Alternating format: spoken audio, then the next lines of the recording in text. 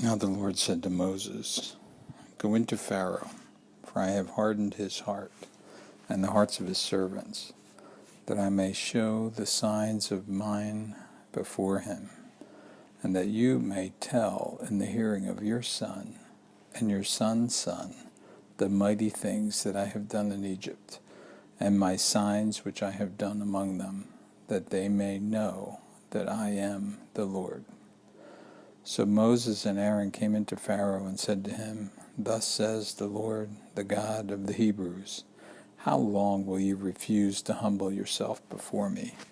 Let my people go, that they may serve me.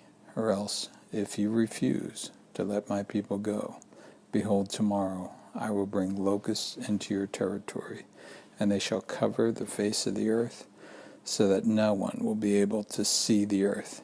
And they shall eat the residue of what is left, which remains to you from the hail, and they shall eat every tree which grows up for you out of the field.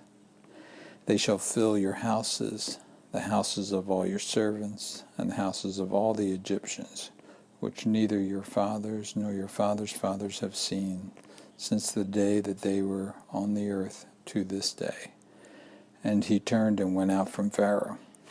Then Pharaoh's servants said to him, How long shall this man be a snare to us?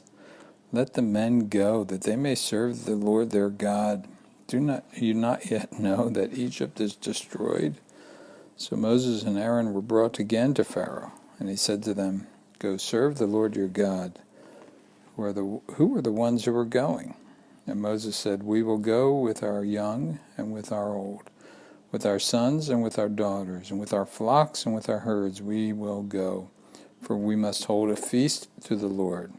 Then he said to them, The Lord better be with you when I let you and your little ones go. Beware, for evil is ahead of you. Not so. Go now, you men, and serve the Lord, for that is what you desired. And they were driven out from Pharaoh's presence. Then the Lord said to Moses, Stretch out your hand over the land of Egypt for the locusts, that they may come upon the land of Egypt and eat every herb of the land, all that the hail has left. So Moses stretched out the rod over the land of Egypt, and the Lord brought an east wind on the land all that day and all that night. When it was morning, the east wind brought the locusts, and the locusts went up over all the land of Egypt and rested on all the territory of Egypt. They were very severe. Previously there had been no such locusts as these, nor shall there be such after them.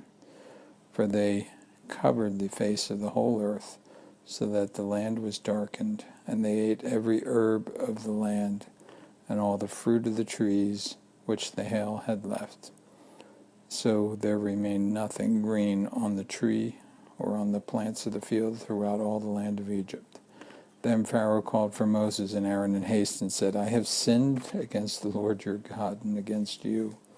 Now therefore please forgive my sin only this once, and entreat the Lord your God that he may take away from me this death only. So he went out from Pharaoh and entreated the Lord, and the Lord turned a very strong west wind, which took the locust away and blew them into the Red Sea. There remained not one locust in all the territory of Egypt. But the Lord hardened Pharaoh's heart, and he did not let the children of Israel go.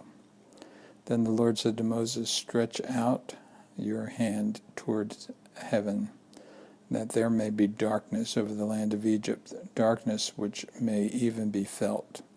So Moses stretched out his hand toward heaven, and there was thick darkness in all the land of Egypt 3 days, and they did not see one another, nor did anyone arise from his place for 3 days, but all the children of Israel had light in their dwellings.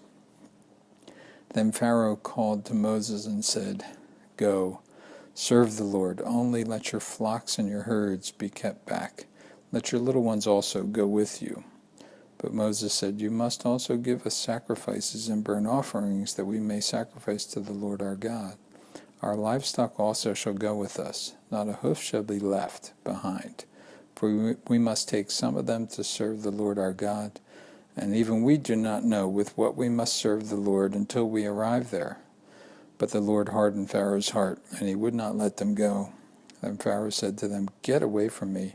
Take heed to yourself, and see my face no more, for the day you see my face you shall die.